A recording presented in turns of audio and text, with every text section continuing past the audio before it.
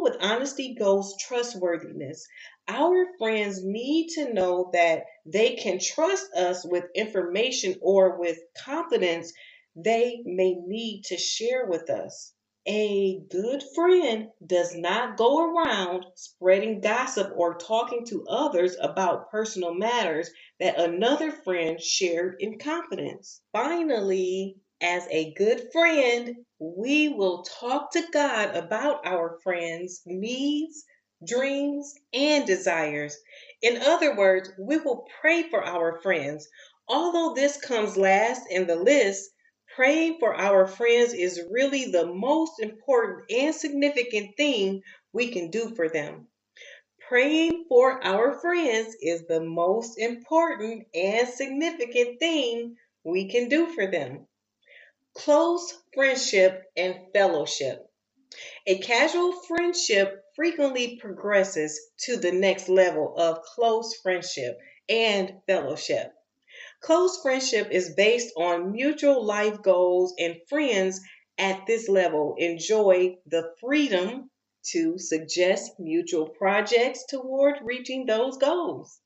Most people never get this far in their friendships, so many jump straight from acquaintance to intimate because that is the model held up by society, and because they do not know how to go through the friendship building process. What so many people call intimate relationships are not intimate at all because the people involved have never learned what true intimacy is or how to build toward it. Ultimately, true intimacy has very little to do with sexual relations. Another characteristic of close friendship is that it is the first relationship that involves genuine common fellowship. Fellowship implies mutual interest and life goals because friends are fellows who are in the same ship together and therefore traveling the same direction. We can have fellowship only with people who are headed in the same direction as we are. As believers, we can have an acquaintance or even a casual relationship with a Mormon, Buddhist, or Hindu, but we can't really have fellowship with them because they are headed in a different direction. Their beliefs and values are different. Their life goals are different, and their final destination is different. Close friends pursue mutual goals and most often share similar values, ideas, and worldviews. It is at this level where unmarried friends begin seriously looking at each other as potential mates. Are his dreams and goals compatible with mine? Is she a person I could share the rest of my life with? If they are not suited for each other as far as marriage is concerned, this is the time to find out rather than later after binding and lasting commitments have been made.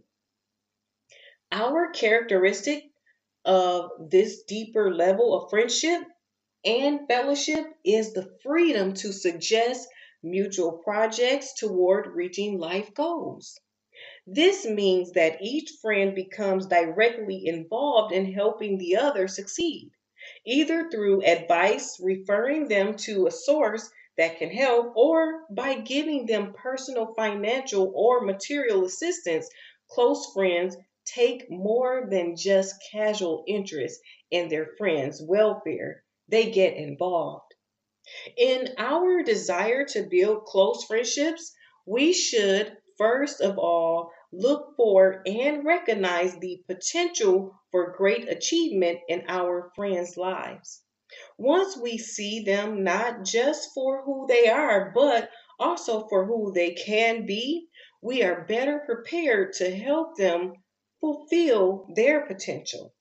Second, We should discover and discuss their specific life goals with them. Without goals, none of us ever go anywhere because we have no roadmap for our lives and nothing to shoot for.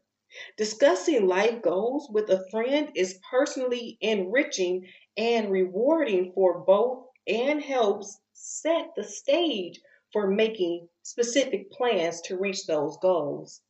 A close friends, as close friends, we will also assume a measure of personal responsibility for the development of our friends' goals. At this level, we have moved beyond, I hope you make it, to I'm going to help you make it.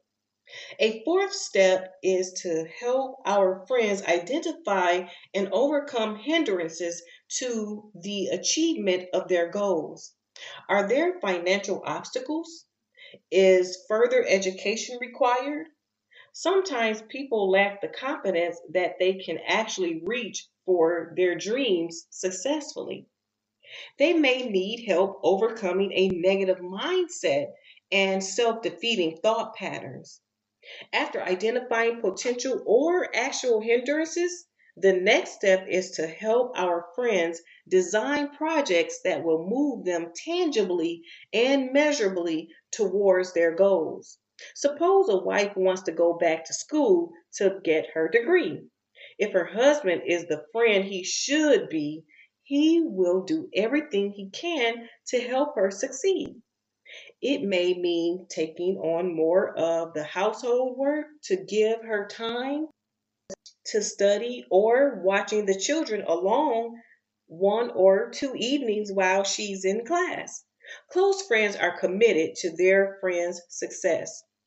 Close friends are committed to their friends' success. A sixth way to be a good close friend is to look for ways to enhance, encourage, and build up our friends' continuing interest in the project. When we get bogged down, it is easy to become discouraged. Knowing there is someone nearby who believes in us can be a real shot in the arm.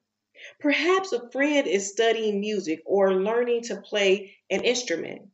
One way to encourage him or her would be with a gift. When I was traveling last weekend, I saw this music and thought of you. Being a continuing source of encouragement for our friends will help them succeed. Another helpful step would be to share scriptures we have found that will encourage, strengthen, guide, and help mature our friends. Intimate friendship and fellowship. The fourth and highest level of friendship is that of intimate friendship and fellowship, where friends are committed to the development of each other's character.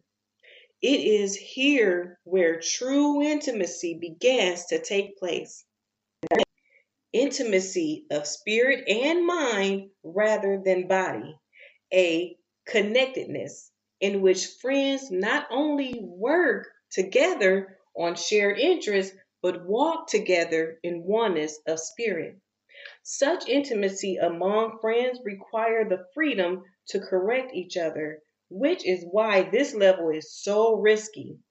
Being open to correction means making ourselves vulnerable, and many people are not willing to do that.